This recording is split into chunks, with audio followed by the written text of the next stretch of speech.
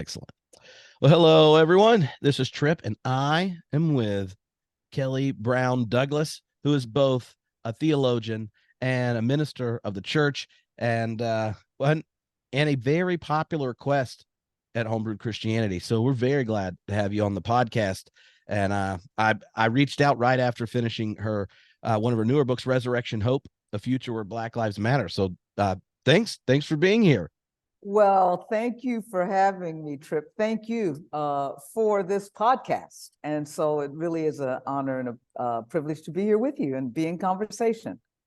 Well, so for those that know you, they know that you have been able to bridge the work both within the life of the church and in particular within your own kind of Episcopal denomination, and the work within the academy as a leading womanist theologian and these kinds of things.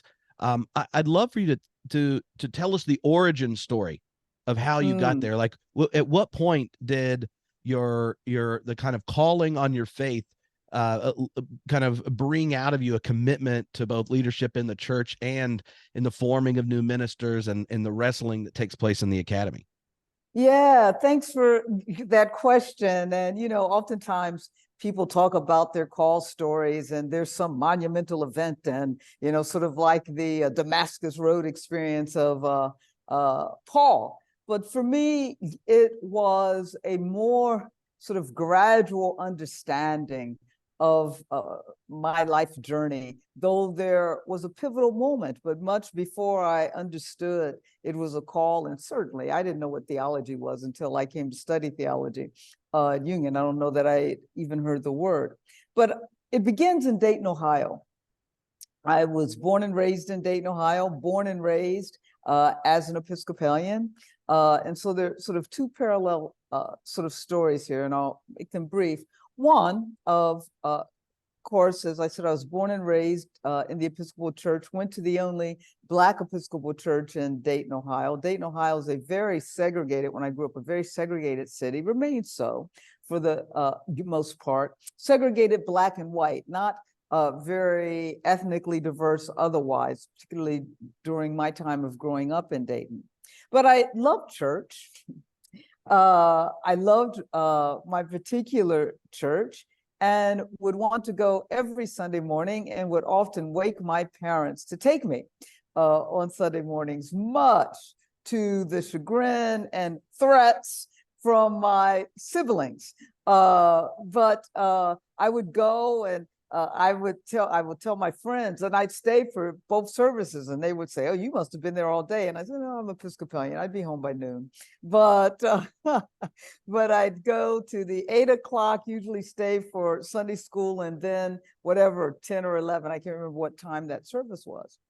What I liked about church were, of course, not simply that I saw my friends. That wasn't so important in those younger years. I liked the priest. His name was Father Cochran. And I liked hearing stories about Jesus, particularly baby Jesus. And I remember oftentimes crying when we would sing that song, "Away in a Manger, no room for his head, little Lord Jesus, whatever it is, lay down his sweet head." And I would always wonder in my young mind, how in the world could someone allow a baby to be born in a barn in a manger? So that's one sort of, so I felt this sort of connection, emotional connection, if you will, to Jesus. And I loved going to church and hearing stories about Jesus. Then there's the other story, perhaps happening when I was about 7 or 8 years old. And I remember going downtown with my parents and driving through Dayton, so-called inner city, to downtown Dayton. We lived on the west side of Dayton, which is where all Black people lived in Dayton. And we were going through to go downtown. It was a cold, rainy evening.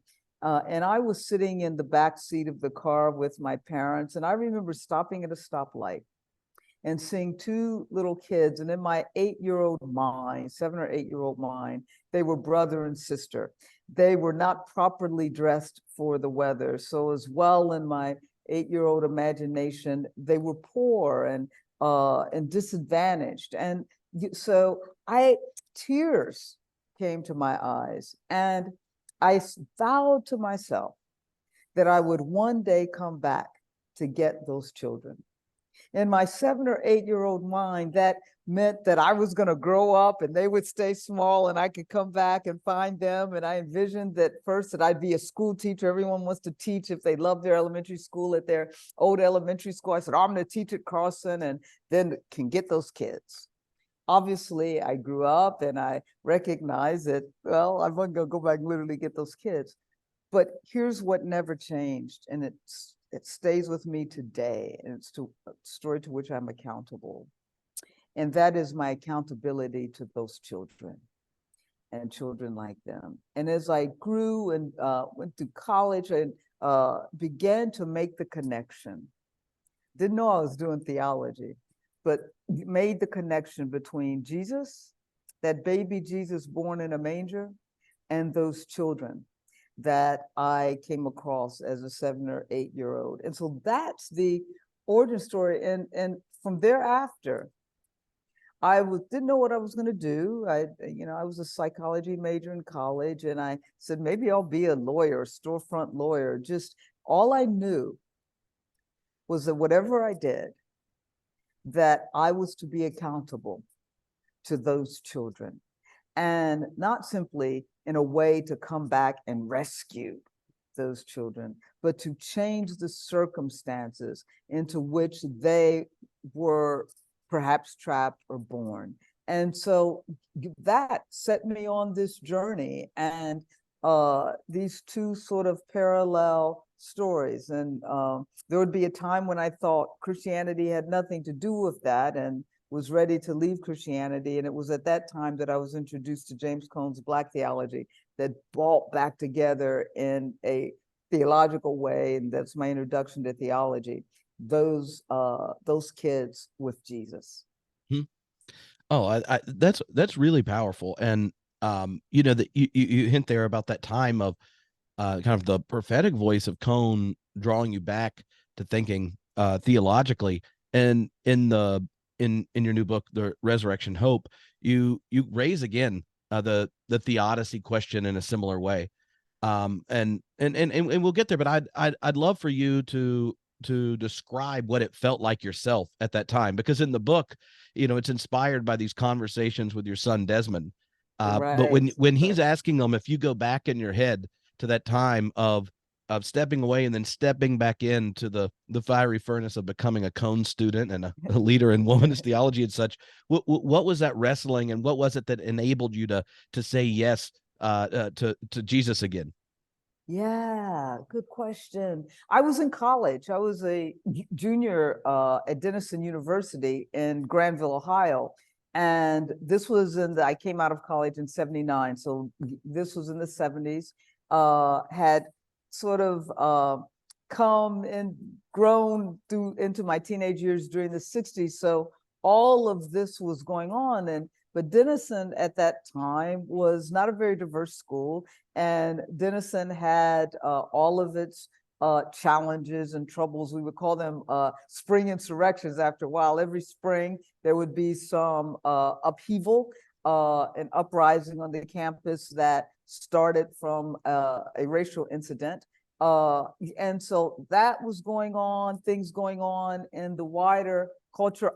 As we do in college, we began to come into our own understanding of ourselves. And so I'm coming into even deeper and deeper understandings of my own Blackness. And as I've always said, from early on, when I was younger, I knew, I said, I was coming up through the 60s and seeing shots on TV of the Birmingham dogs going after the kids. And I said, I would always say, I don't hate white people. And I said this as a kid, I said, but I love Black people. And so I had this love for my Blackness and this deep commitment to the Black struggle for freedom, to those kids, right? And I was Episcopalian. And I grew to understand the whiteness of that church. When I was coming up in the church in Dayton, Ohio, I was a Black congregation. And, you know, it was a surprise to me when I discovered, oh my God, this is a white church. And, you know, I'm saying, you know, if Christianity doesn't have anything to do, now, mind you, I'm understanding that through my Episcopal tradition. If it doesn't have anything to do with my Blackness and this Black struggle, I said to myself, I'm not giving up my Blackness. I am more than ready to give up Christianity. And so I was in this sort of, if you will, existential crisis of faith, to quite ready to let it go. At least I thought I was, right? I don't know what that would have meant for me if I did. But there was the dean of chapel at the time, he's still at Denison, his name was David Woodyard. And we had worked on a committee together and had become friends. Or he sort of became a mentor. I never took religion classes. He recognized this sort of crisis I was going through, and I may have said something to him about it. He gave me James Cone's book, A Black Theology of Liberation. He said, read this book. I'm like, oh, okay. Because I respected him, and I read it. And for whatever reason, I went home for the weekend and I read it twice over that weekend, because when I read it the first time, it blew me away. This man's talking about God is Black, Christ is Black, whiteness is of the Antichrist. I'm like, whoa. The God of the oppressed, Jesus, you know, born in a manger is like Jesus being born in a beer crate in an alley. I had never heard this before. And so I read it a second time because I said, either something's wrong with this book or something's wrong with the man who gave it to me, because the man who gave it to me was white. And I said, how can he be giving me something like this? So all I knew after that was this was my introduction to theology. I have to go and study with this man who wrote this book. I want to learn from him. I was a psych major. I said, I can take this thing called Black theology and bring it together with psychology and build this Black psychology of liberation. I mean, you know, that's the arrogance of a 20, 21-year-old college student. It's like Alvin Toussaint, you know, he was there, Kenneth Clark, they were already there. But that was what I thought I was going to do. So I came to Union, studied at Union with Jim Cone with no intention of going on to do a PhD and continue that work, but fell in love with theology. He brought me back to my grandmother's faith, and I recognized that it was not a choice between being Black and being Christian, but that I could be Black and Christian. In fact, what he made clear was that if you're going to be Christian, you got to be Black. You know, a lot of people's experience going into graduate school, or especially seminary, div school, is one where the story of getting there is easy, and then, you know, they get in biblical studies and they're like, oh, Moses didn't write this, or, you know, and all the kind of critical engagement and such that takes place can be off-putting if you've had this kind of naive faith that was handed to you. And it's not like a criticism of it. It just becomes a very different thing. Like, what was the experience of that the Cone opens up of coming back to faith with that critical lens in hand? Did you see a contrast between students then and today where divinity school is a place to rebuild, where I can find your grounding, versus those that feel like the ground's coming out from under them so quickly? Yeah, you know, for me personally, I never really had those struggles, and maybe because I'm Episcopalian and wasn't that sort of steeped in that kind of biblical literalism and all that, didn't even understand what that was. And my grandmother, particularly my maternal grandmother, was Baptist and probably more in that tradition, but it was all eye-opening to me. And so it was all new to me, and I never had that conflict. Yes, there were other students that had that kind of conflict, but you know, Tripp, and you know this well, going through seminary, by that, you know, seminary blows open everything.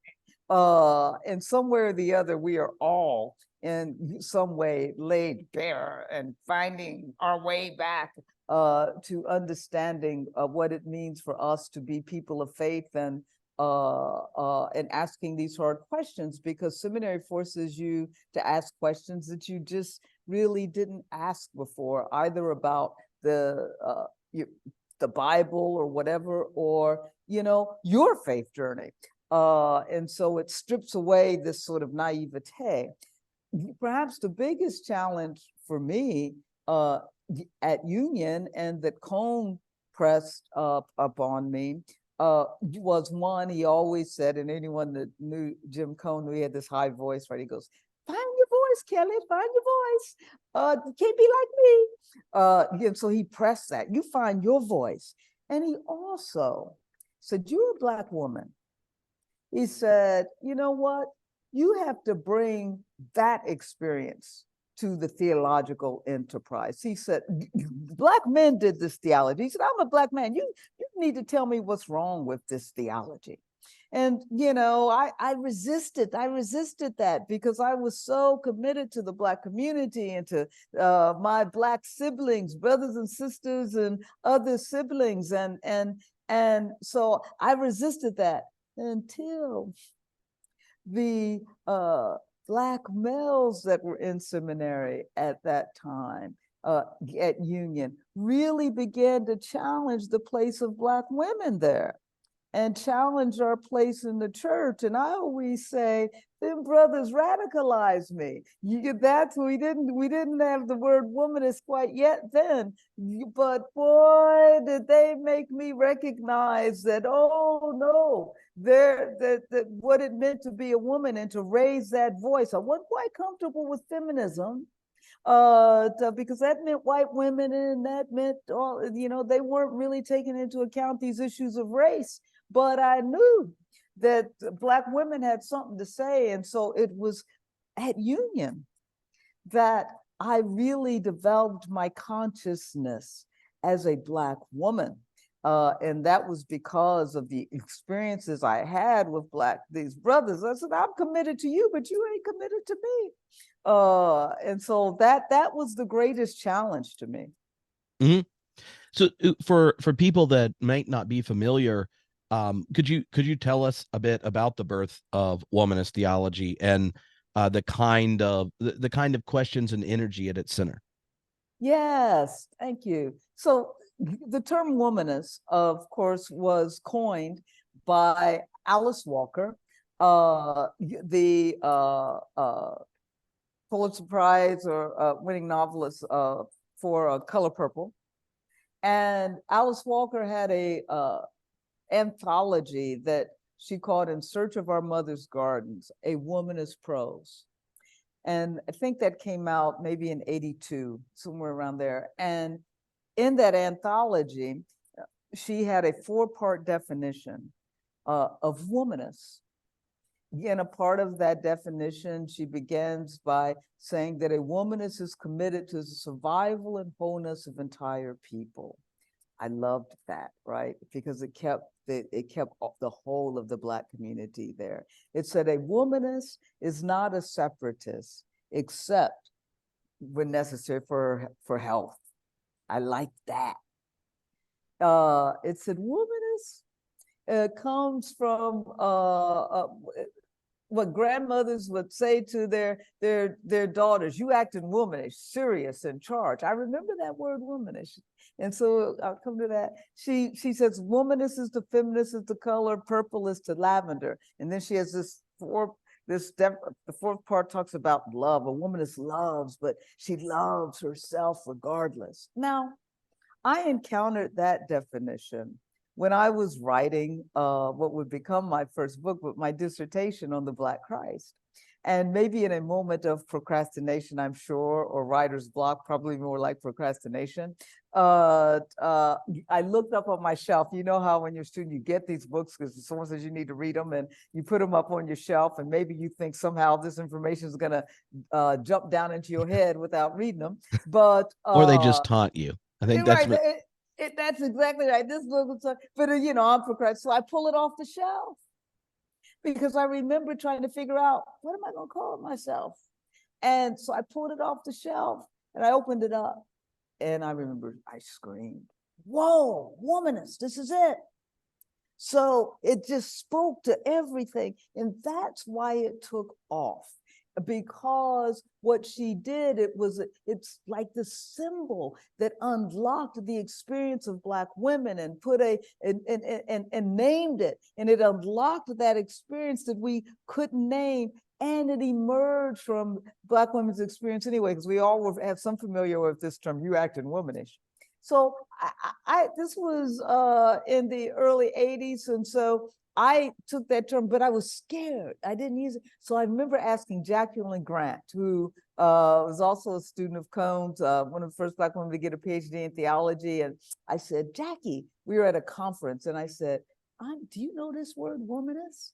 I'm thinking about you. Oh, she just, yes. And she went on and yes, and on about it. And as Cheryl Townsend Jilks, who's a sociologist of religion, professor emeritus at Colby College, Cheryl describes it this way. She said that womanists began to pop up all over like popcorn. So we all, particularly Black women, religious scholars, began to use this term simultaneously, but not in conversation with one another. And one of the first gatherings of womanist religious scholars was at Howard University. I taught at Howard early on. And so Cheryl Sanders and I pulled together a group of womanist scholars. So it was a way to describe Black women, to name Black women's experience and the uniqueness of that experience. And that experience is about more than being woman and being Black and adding it together. It's the interactive experience of what happens to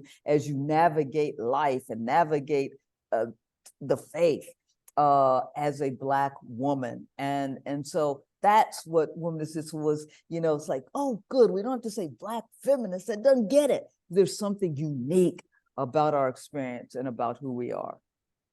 That's a really beautiful story. And even the way you described it reminds me, one of the first times Monica Coleman was on the podcast, yes, who was on my advisor committee. So, you have to prepare for your interviews if they haven't given you a thumbs up and called you doctor yet. But exactly. One of my favorite lines when she was telling the discovery of womanist theology was because she said, I hated thinking I had to embrace a stack of labels just to be recognized. Yes. And then all of a sudden there was a word where the web of Black female experience had its home.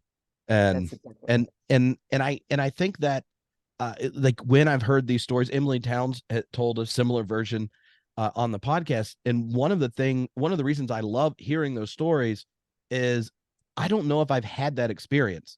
I'm a white Baptist preacher's kid from the South, and the world always had a place for me in it. Yeah, I was gonna say the world is white men named the world, right? Yeah, and now do I really want to inherit all that was handed to me? No, and there's a different kind of discernment that's there, and then feeling out. But one of the things one of the reasons I'm more optimistic than a lot of my peers and generational peers and even church leaders is that we're just now getting to a point where more members of the body of Christ even have language to speak themselves in his living body in the present. And that's right. It takes time it's going to take time to adjust. It's going to take time for those of us that have power and privilege to learn and benefit from these things. But they're like that, the joy of finding the right vocabulary and is something worth celebrating. That reminds me really of the end of the book in Resurrection Hope, but we'll get there. But okay. But I just want to thank you for telling the story. It's well, thanks for that, because you're right. Just the moment when, and I will never forget that moment when there was that word that named me. And so it makes you feel like you aren't crazy. And then when other Black women were also having the similar experience, you're like, oh my gosh, yes, we aren't crazy. This is real. And so you're so right. And when you're so left out of the story, it's almost like, as I said earlier, discovering Black theology. When your whole life you've been left out of these stories and these narratives, you to discover that you have not only a place in that narrative, but that you have a story to tell. And, you know, that, as I said with Black theology, not simply that you're an add-on, that God's story is your story and your story is God's story. And so just find when you're left out and finding that, no, I have a story and a story to tell. I can't even describe the inner joy. And it unleashes, and it unleashed, it helped. Cohen was always saying, find your own voice. It helped me find my voice and unleash that voice and know that I had a voice. Yeah. Yeah. And it wasn't something given to you, right? Like, I think that's one of the powerful things in hearing multiple people tell that kind of story is finding the word. You have Alice Walker's definition that resonates with your mother and grandmother and the life of Black women in the church. And that's a very different thing than getting labeled, which, yeah, that's right. That's right. Well said. That's right. The book Resurrection Hope comes out of like your reflections, both in conversation with your son and thinking about the church, like after the Black Lives Matter movement and erupting after the murder of George Floyd. And I wonder if you could kind of share with us how you saw the kinds of questions that finally got an airing then before, especially with someone in leadership in the Episcopal Church. And you've mentioned it's a predominantly white church, one that, if you ask survey questions, is much more open than the other denominations in America to all sorts of different justice issues and race issues and such. But the part of the book challenges the kind of anti-Black narrative that's a part of American founding, which the Episcopal Church is an integral part. And it's even more prevalent in other places. Like, when you think of like, how did you see that kind of the power of the anti-Black narrative at home in America and in religion before, I don't know, like the dam broke of sorts where, we were allowed to talk about it more in public and protest erupt? Yeah. I hadn't named it yet, and I really didn't begin to name it until this book, Resurrection Hope. But I experienced it. And it was trying to figure out what was going on.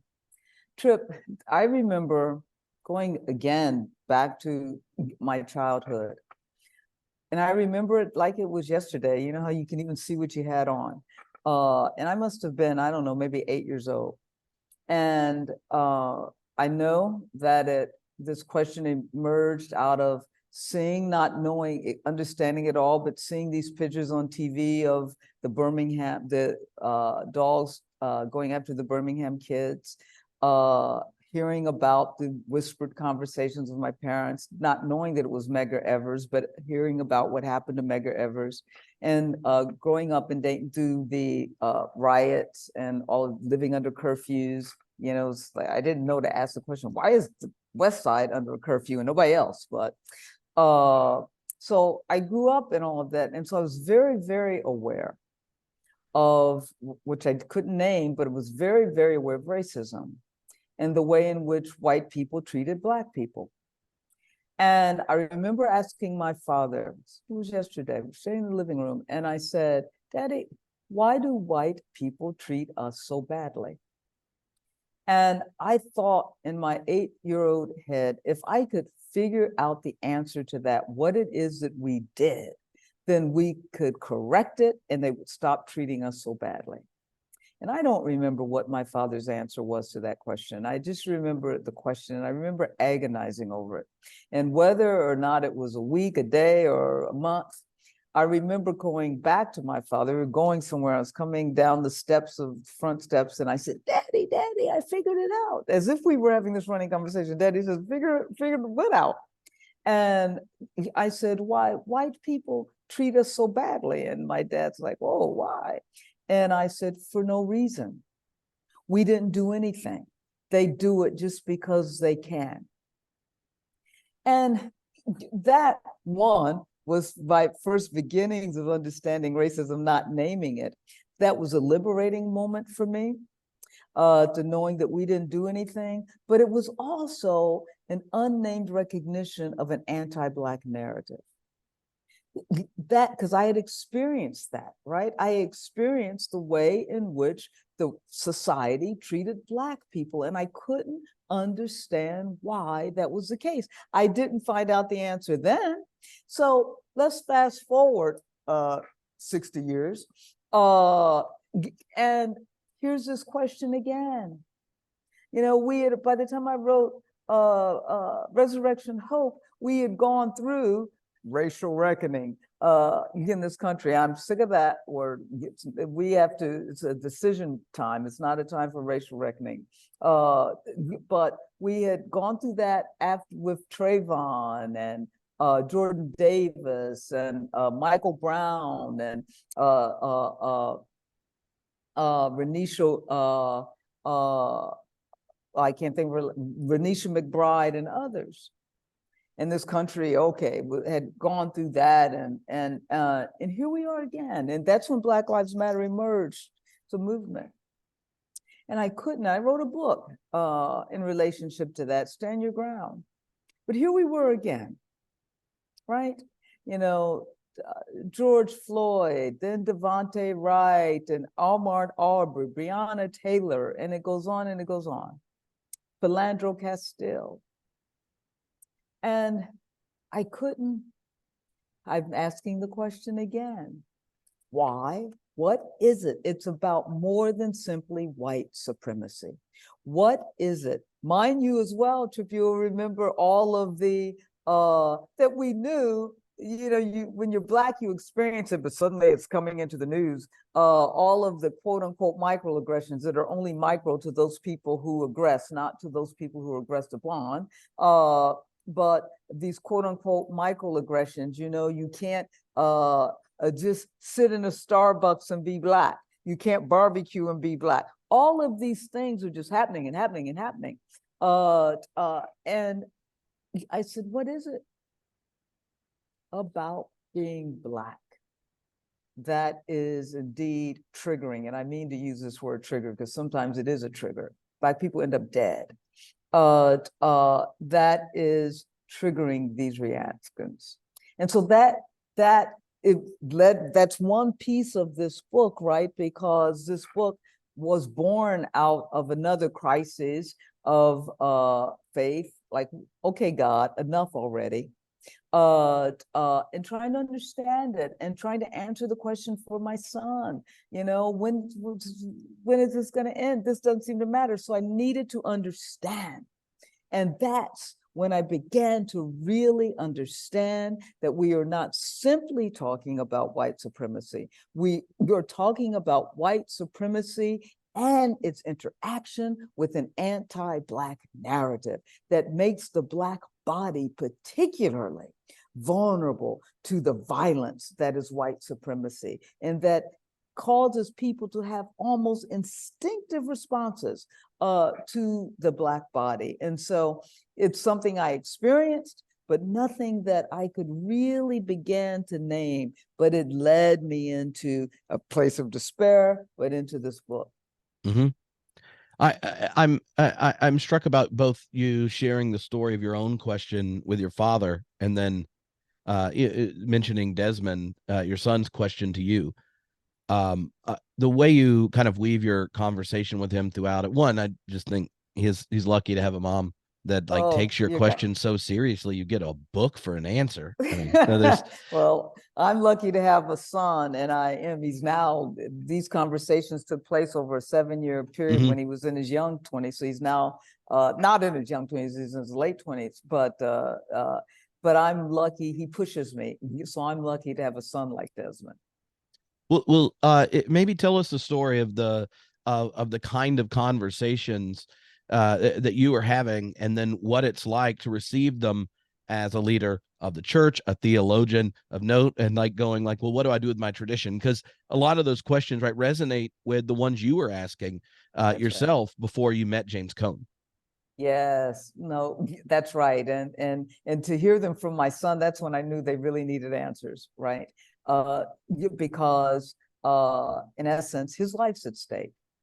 And so just as the lives of those who other Black people, other people embodied Black. And so to hear those from him made, I don't know how to explain it, but my own questions struck even more deeply. And he made me ask the question, okay, is all of this sort of faith and this hope, is this naive? And,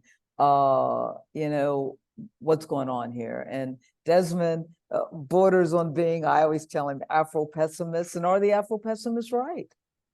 That we aren't going to, this problem, this thing of anti-Blackness is so embedded within the Western imaginary, the Western mindset, Western architecture, epistemological, if you will, the architecture, that we need to get over trying to think we're going to dismantle it, and we need to figure out how to navigate it and live and thrive. And so, that's sort of where Desmond is every time sometimes. But I realized that these were questions not only about his own sort of life and death questions for him and people like him, young people like him, but also his identity.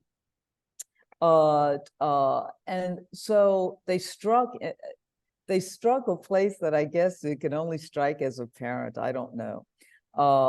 And so I knew I needed answers. And then I said, I'm looking at the church I'm in, right? And saying, okay, what does it mean to remain a part of not simply Christianity, but this church that's very white? And had my, I act as a Black theologian, I hope, to that church. And so that meant that those who, they weren't exempt. And I came to realize that and I've often said, the Trumps of the world, Trump has done damage. And so I don't want to minimize him. And I can't believe I called his name. But those people who are so forthrightly bigoted, as he is, forthrightly bigots, white supremacists, racists, whatever you want to call it, hateful, I can deal with them. The 21st century versions of the Klan. We know where they're coming from. You can deal with them. The people that I have more trouble with, is like King said, are the good white Christians, right? The people that sometimes want to have their cake and eat it too, right? That, they talk about racial reckoning, but you got to give something up. And you got to put your body where your mouth is. You've got to put your money where your mouth is. You have to realize what it means to dismantle this stuff. And so you got to give something up. You got to not simply name the privilege. You've got to dismantle the systems and structures that have given us this privilege. And it's not simply, we talk about, reparations, and we'll give you this. No, reparations. We have to repair the breach between our unjust present and our more just future. And we've got to, I realize in this book, it's not simply the material and the systemic and the structural, it's the conceptual, it's our imagination, that there's a conceptual legacy that we have to change. All of these things, and I don't know if I've answered your question, but all of these things are flooding in to me at once. And now there just seemed to be more at stake, because now at stake was my son's own hope. That wasn't just simply my hope, his own hope, which meant his own identity as a Black man. Yeah, I mean, like in the book, a couple of times where you share questions, so often they're right after reminding us of narratives of Black Death. So Yes. like opening with George Floyd saying I can't breathe, calling for his mom, and then Desmond asks, "Do you really believe that Black That's life will right. ever truly matter in this country?" That's right. And he still asks that. That's right. And And the thing I find difficult around this conversation, because in facilitating with when Adam and I've done these 2 6-week reading groups on Black theology and things, I get more hateful email about that than if I have a trans theologian on. that's right. If I'm not sure about the resurrection, the Trinity's overrated. Like, you could go through real heresies or questionable ideas. I mean, I'm a process theologian. We don't even like the classical doctrine of God. Nothing. I was going to say, you're a Chirping. process theologian, so you We got everything's up for grabs. Yeah, so those, that's fine. Look, you should rethink divine power or something like that. But Justin doing the first reading group was right at that moment. Adam's like, look, because he's also Episcopalian and a Black Yes. theologian and a student of James Cone. He's like, all these Episcopal churches that are white are asking me what to do. Let's do this.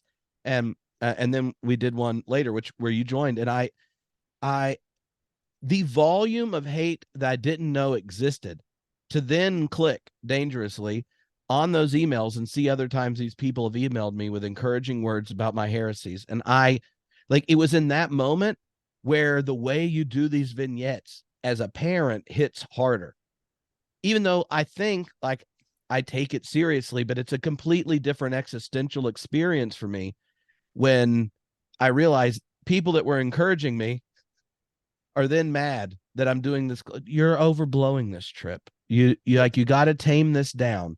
And uh I mean, this is more just like one of the reasons I wanted to say thank you for the book and sharing it, because I was just saddened to think how many people are totally okay being, liberation adjacent. And but once you start pressing a button, they're like, whoa, whoa, whoa, what are Well, you doing? yeah. Well, first of all, thank you for doing these, and I mean it. And yeah, hate mails become sort of, I just get used to it. I have a folder. I told my office manager, just make a folder called fan mail. And that's where it goes, because it's not about so much about me, in as much as it's addressed to me, but or Adam, as much as addressed him. What it reveals, Tripp, and is the depth of the anti-Black narrative. I tell you, when you start talking about doing something for Black folks, or start naming that issue, then you've pushed a button.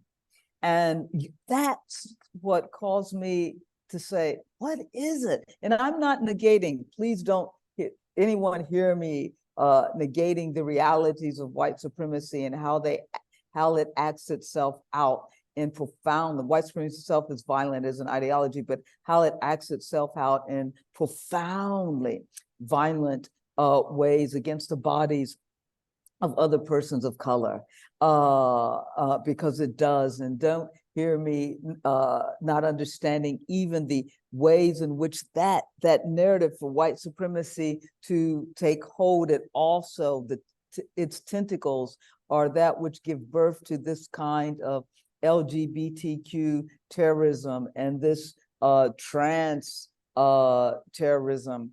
And so that they're a part of the same piece. So don't hear me not acknowledging and saying that.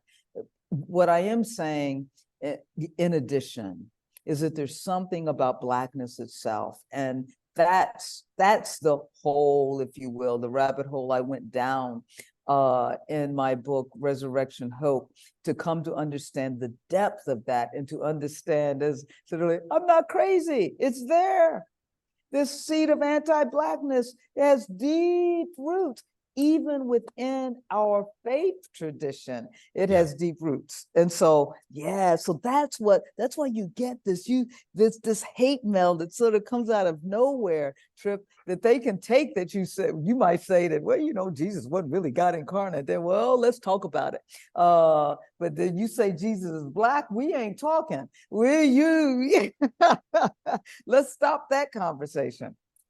One of the framings you use in the book, in chapter 2, you talk about the white way of knowing and using the conversation around monuments to kind of unpack it.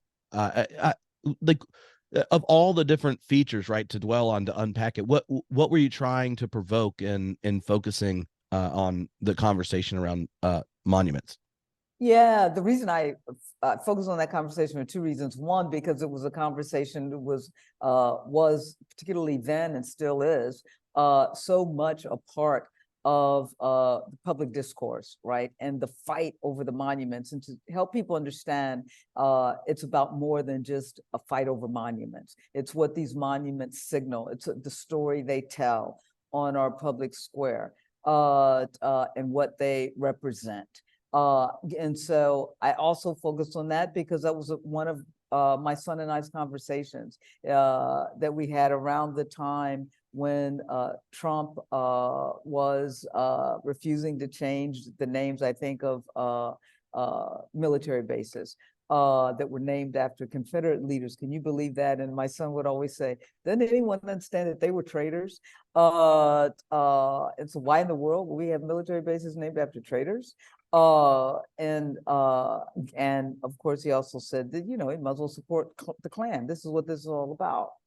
Also, because I was very much involved, which I talk about in this book, in the conversations and a part of the work to remove the Confederate windows, which were windows paying homage to Lee and Jackson that were in the Washington National Cathedral. And so that story and that, as we played that out at the cathedral, seemed to tell the story of what we're talking about here and the depth. I mean, we're talking about, and I mean good white people, they're good people, and not even recognizing the depth of their own realities of privilege and of the way in which the anti-Black narrative had unwittingly become a part of their own moral conscience. In the this isn't the first time you wrote a book that is deeply Christological, but I'll tell you why I'm laughing in a minute. Yeah, but it is it does in many ways condense a host of insights and very readable and provocative chapters. So especially if someone's new to wrestling with these questions with the wisdom of a womanist theologian, could you talk about how, like, the Jesus movement, or looking at the narrative, what Jesus said, did, and endured, like, helps us begin to talk about hope? Like, how do you respond to that kind of intuition of Afro-pessimism without becoming kind of flat and stale? Like, what does Jesus enable you to say? Yeah, I laugh when you say it's not the first time I've written about Jesus, because it's always interesting that people see the arc of your work better than you do, and I know you understand that. And so it was recently at the Grawemeyer event, someone stood up and sort of gave a summary of my work and said, and it always ends up Christological. There's a Christological center, and I don't know why I've never understood. I'm like, yeah, I guess there is. So it always comes back to Jesus. But what's interesting is because it started with Jesus for me, right? Started with that baby born in a manger. And so for me now, it's become, the Jesus on the cross. And I think when we start at the cross, one, we can understand the meaning of Jesus and his ministry, but it also allows us to respond in a real way to Afro-pessimists, and I don't want to change no Afro-pessimist mind. I mean, that, you know, they find their way, but to respond in the sense of really hearing and understanding, because we start on the cross and we start in sort of the belly of suffering, right? Because Jesus, I always say, Jesus didn't get to the cross because he prayed too much. You know, maybe because he prayed, he was able to take the journey to the cross, but that's not what got him crucified. What got him crucified was because it's not about the way he died, it's about the way he lived. And so the cross to me isn't simply a story of death. It's not a story of death. It's a story about how he lived and then how he calls us to live on the other side of the cross, right? But it means that it starts, in order to understand that, it starts in the reality of those who are trapped in crucifying realities of suffering. And it takes that suffering seriously, and it allows us to know it's real. It causes hardcore. Jesus is sitting on the cross saying, my God, why did you forsake me? And then I'm going to say something about Afro-pessimists who talk about, you know, Black suffering, and they're basically answering Jesus' question. They're like, why did you forsake me? And Jesus ends up saying, you know, into my hands I commend my spirit. Okay, God, you did forsake me, but Afro-pessimists are like, really? It's that question, that deep question of that emerges from suffering, and not simply the human suffering that we all must endure as mortal beings, but the suffering that is unnecessary to our humanity, that is an affront to our very humanity, an insult, an offense to our humanity. That suffering, and that's the suffering that has prompted the Afro-pessimist journey. That's the suffering that prompts someone like Anthony Penn and the humanist journey, because it's like, my God, if there's what are you doing? And so that, to me, for me, it ends up always back on it starts with the cross. You know, and Christians, you know, we wear little crosses around our neck. I try not to do that because it romanticizes the cross. You know, we are a faith tradition with a daggone crucifixion at its center. And to take that seriously is to begin our understanding of what justice means by sitting in the suffering of those who are trapped in these crucified rats. That's what Jesus did. And that's when you then begin to understand what is needed for there to be a more just future. You got to go through the cross. And so that, to me, and so that cross is, this will sound strange, but it is also a moment of hope, because it means that Jesus, he got on that cross because he resisted that which stood in opposition to the more just future that God promises. And any point of protest and opposition, to me, that's what hope looks like. Hope isn't a dream. Hope isn't, you know, just some word we throw around. Hope is like a verb. It's action, it's movement, it's protest.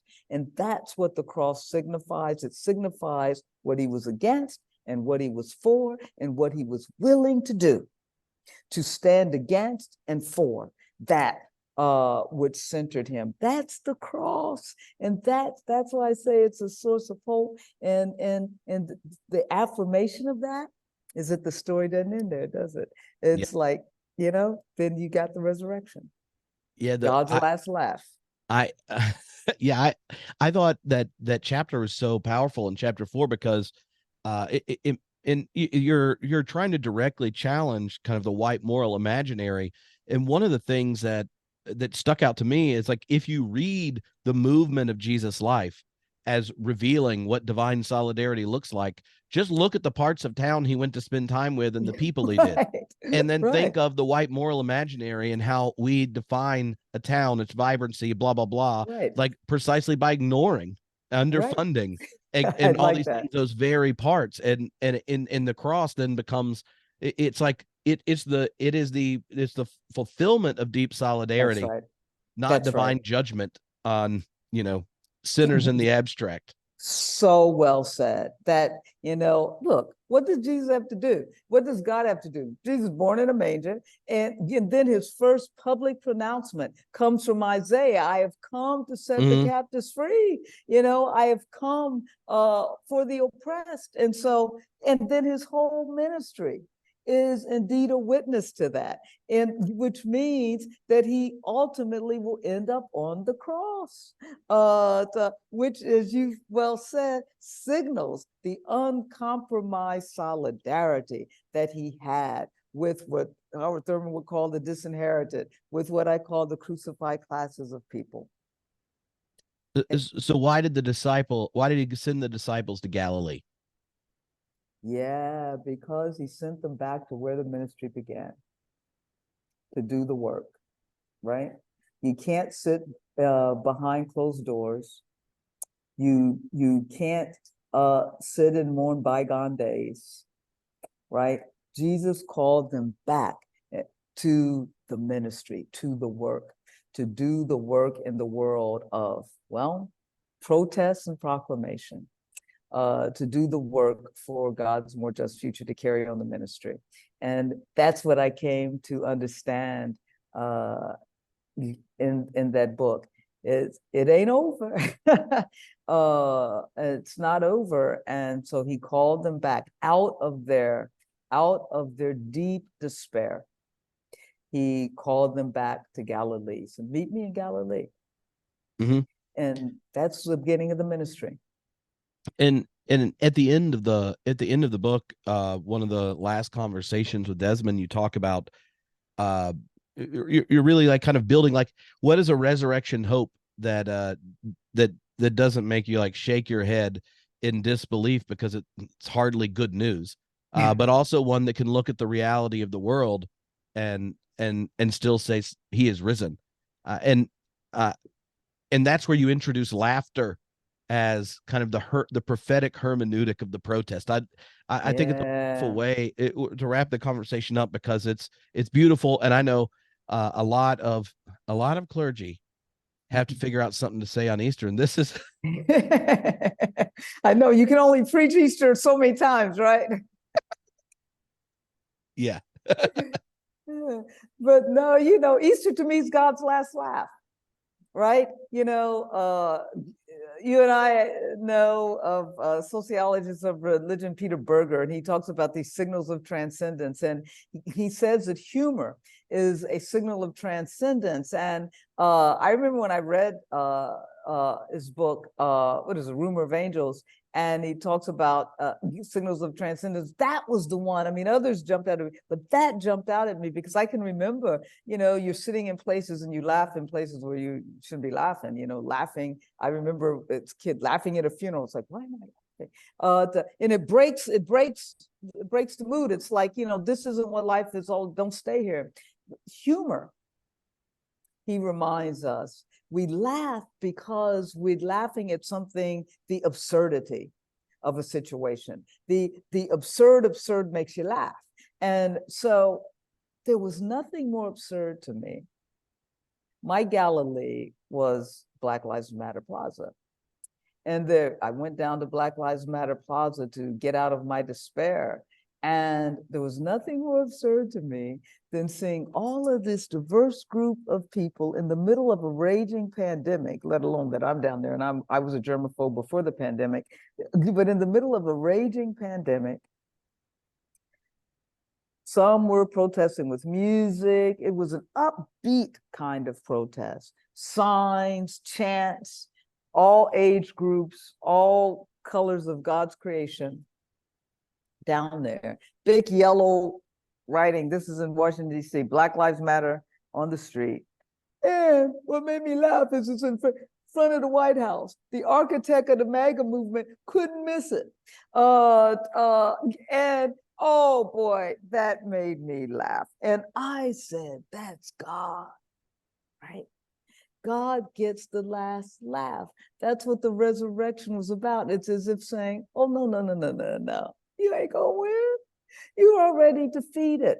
And if you think about the Black struggle, laughter has always been essential. Even it comes in the form, that's what the blues, this sort of signifying, it's all about. Black humor, Black laughter. In the blues, they say you laugh to keep from crying. It's always that laughter that isn't ha, ha, ha, ha, ha. It's funny, but it's that signifying laughter. It also keeps you alive. But So that's what, to me, the resurrection, it really made the resurrection come alive for me that day. I said, oh, that's God's last laugh. The crucifying realities, y'all don't win. And as long as there are protests like on Black Lives Matter Plaza, you don't win. And that's the hope. That's resurrection hope. Those two things go together, because the hope is always believing that crucifying realities don't win, and the belief in that manifests itself in hope. Hope is always protest. Are there, thinking about the book and going through that process, and then where we are now, thinking of, I guess, a possible repeat election, and that kind of thing. Do you wonder if you finished a book on hope too early? I know, people, people have legitimate responses to that and critiques of that. And, no. Yeah, I don't know. Trip, I have to live in the hope where I can't keep living. I think of, and I end the sort of an epilogue in the book this way, and it really is, because it's true. It's what, as you asked that question, my mind immediately went to this, because it's what keeps me going in the reality we find ourselves in right now, where there's always a backlash to Black freedom, progress of Black freedom. It's also a reflection of the anti-Black narrative. But I think of, as I said, I knew my great-grandmother. So this story, but I'll repeat it, and I've repeated it before. And we called her Mama Mary, and she died maybe when I was 6 or 7. I was young. But she was born into slavery, obviously didn't die in slavery. Anytime I think of her, I think of the people who were born into slavery, died in slavery, never, ever breathed a free breath. And more than that, never, ever dreamt that they would breathe a free breath. Yet, they fought for freedom anyhow. A freedom that they believed would come because it was the freedom that was the justice of God. They fought for the children that they could not see. That's me. Their fight was the hope. I am a manifestation of that hope. Again, so when I think of what's going on now, yes, I'm not going to lie and say I don't despair and just shake my head and say, my God, why have you forsaken us? But then I think of my forebears who were chattel slaves. And I think of where I am. I think of my own maternal grandmother, whose only dream for her 4 grandkids was all she could dream, was that they would one day be able to finish high school. She ran an elevator. And she worked, put money aside for us to get when we finished high school. That those people who never imagined that for themselves could struggle for it for others, for us, for me, people like me, my generation. I don't think that the hope is premature, because hope is never premature. Because hope is always struggling for a more just future. It's when we stop that and we don't hope. What I would rather say is the giving up. The giving up is premature. And all I know is this: if I stop hoping, I've betrayed those people who hoped me into existence. Wow. I can tell you know how to preach and not just theologize. This has been a real treat. I want you to know this is our first time we've got to talk on the podcast, but I've talked to you in my head for years, ever since I first read The Black Christ and was working on my Christology dissertation and things. And but I know I'm not the only person that deeply appreciates the kind of intellectual energy and then deep passion for the life of the body of Christ, that you work hard at bringing those communities together, and your public witness, but also knowing people you've spent time with in the classroom, even there, and in congregational life. You've been a real blessing. And so I have a lot of respect for you, but this has been a real joy to get to hear you have a conversation. But know that, there's like, this book isn't the only book where I had to wrestle with the version of Trip before I read it. It happened with Black Christ, happened with Stand Your Ground, and it happened again with Resurrection Hope. And not all, I don't think anyone says that when they read my books. They're like, that was really I don't know. So it's just from someone that loves the church and is a super nerd. You give much more to us than the average theologian. So, well, you know what, Trip, and I mean this sincerely, I am so humbled by that. And I borrow from something I heard from Marion Wright Edelman, who used to be founder and CEO of Children's Defense Fund. She said, we all have rent to pay for living on this earth. And I'm just trying to pay my rent. And if it can make a difference in any way, I am humbled by it. I am humbled by your words, and I am. And it's a challenge to keep trying to pay my rent.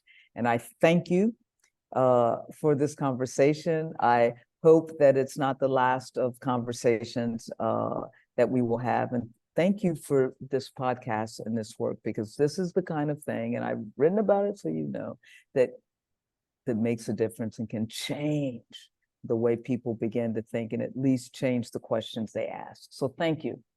Oh, thank you. Oh, it's been a blast.